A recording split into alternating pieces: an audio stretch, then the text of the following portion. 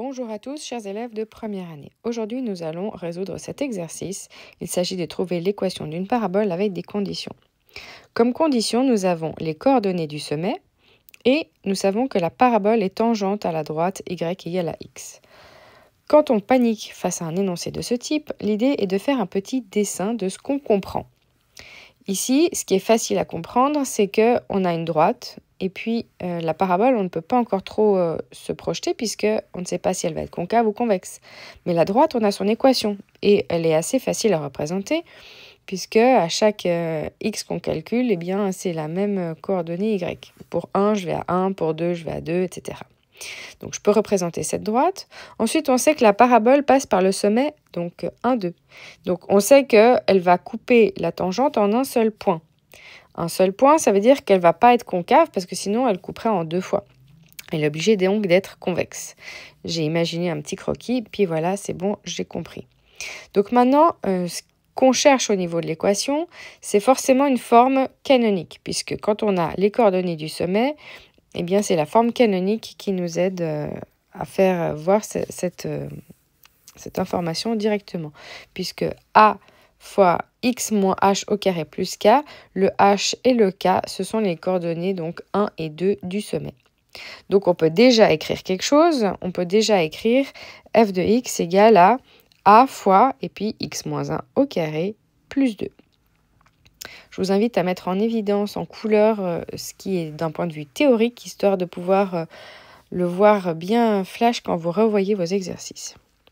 Ensuite, on relie l'énoncé, puis on se dit, donc, j'ai une droite tangente. Une droite tangente, ça n'aura donc qu'un seul point d'intersection. Donc, ça veut dire, si je note G, cette droite, et puis F, la parabole que je cherche, eh bien, je veux chercher un seul point d'intersection. Un seul point d'intersection, si j'avais toutes mes informations, je pourrais le chercher.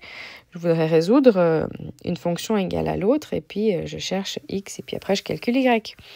Donc là, maintenant, je vais résoudre f de x égale à g de x. Donc, j'écris ce que j'ai comme information, puis on observe que donc j'ai une équation de degré 2, et donc le but, c'est de rapatrier toutes les lettres, toutes les informations d'un côté pour avoir mon précieux égal 0 de l'autre. Puis après, eh bien, je regarderai ce qui se passe dans les étapes. Donc là, je commence par développer mon identité remarquable. Et puis ensuite, donc j'ai rapatrié le x. Et puis, quand on veut résoudre une équation de degré 2, on veut classer les informations par degré. C'est-à-dire, on va regarder combien j'ai de degré 2, degré 1 et degré constant. Et encore une information importante, c'est de dire, donc si je veux un seul point d'intersection, eh bien j'ai un outil très fort qui permet de savoir si je vais avoir un point, 2 points ou aucun point d'intersection. C'est la formule du discriminant. Donc ici, je veux résoudre le delta, le discriminant, égal à 0. Et je sais que quand il est égal à 0, eh bien, j'ai obligatoirement une seule solution. Dans le rôle du A, eh bien, j'ai A. Dans le rôle du B, j'ai moins 2A moins 1. Et dans le rôle du C, j'ai A plus 2. Donc, delta, c'est B carré moins 4AC. Et voilà, je calcule mon delta et je le mets égal 0. Bon, j'ai une deuxième équation à résoudre ici. Et je vais la poser et le but, c'est de trouver A. Magiquement, on va voir qu'est-ce qui se passe. On va voir que les 4A carré, eh bien, ils vont se simplifier.